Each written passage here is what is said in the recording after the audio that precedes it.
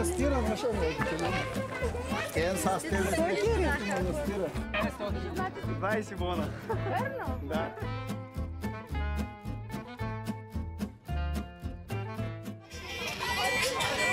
Да, искаме се. И при нас да има така дискотеки, да излизаме, да ни е свободно, нали?